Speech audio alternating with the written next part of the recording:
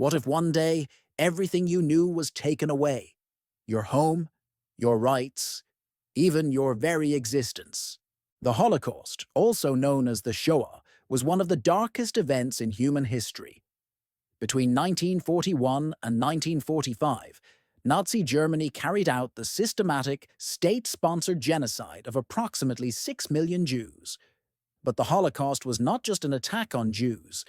The Nazi regime also targeted Romani people, disabled individuals, political dissidents, LGBTQ+ individuals, Jehovah's Witnesses, and others they deemed undesirable. The goal was total extermination, carried out through an industrialized system of mass murder. How did a society allow such a horror to unfold? The seeds of the Holocaust were planted long before the killings began. Adolf Hitler and the Nazi Party rose to power in the early 1930s, exploiting economic hardship and public dissatisfaction. Nazi ideology promoted the belief in the supremacy of the so-called Aryan race, while scapegoating Jews for Germany's struggles. Propaganda fueled antisemitism, depicting Jews as enemies of the state. In 1935, the Nuremberg Laws stripped Jews of their citizenship and legal rights, marking the first step in their systematic persecution. As Nazi Germany expanded across Europe, the persecution of Jews and other targeted groups intensified. Millions were forced into overcrowded ghettos under unbearable conditions, where starvation and disease were rampant. Many did not survive. But the Nazis had an even more sinister plan: the final solution.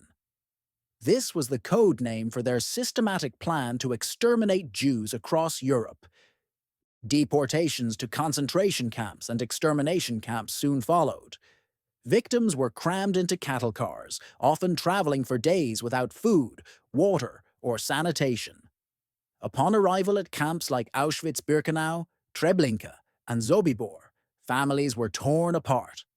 Many were immediately sent to gas chambers disguised as showers. Others were subjected to forced labor, starvation, brutal medical experiments, or mass shootings. Auschwitz alone became the most infamous site of the Holocaust, where over 1 million Jews were murdered. Those who were not sent directly to the gas chambers faced backbreaking labor, abuse, and medical torture.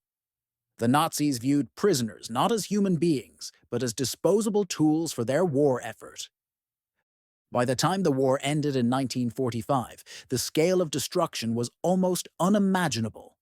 6 million Jews, 2/3 of Europe's Jewish population, had been murdered, along with millions of others. When Allied forces liberated the concentration camps, they were met with scenes of horror: mass graves, emaciated survivors barely clinging to life, and the remnants of Nazi cruelty. The world could no longer deny the extent of what had happened. Could such an atrocity happen again?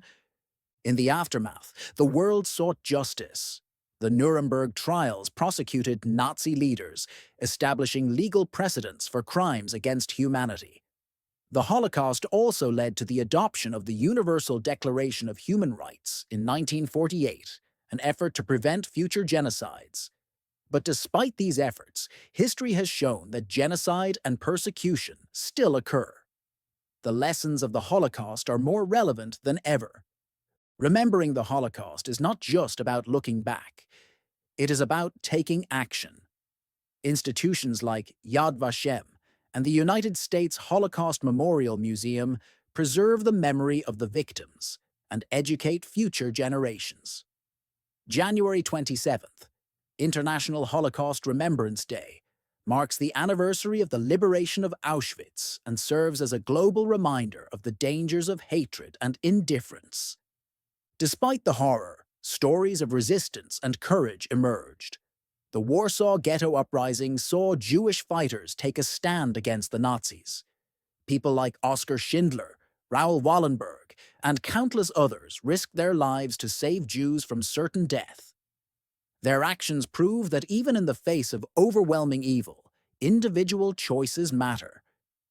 The Holocaust is not just a tragic chapter in history, it is a warning. a reminder of how hatred, propaganda, and silence can lead to unimaginable consequences. Have you ever seen or heard of examples where propaganda was used to target a group of people? How can we fight that today? Let me know in the comments.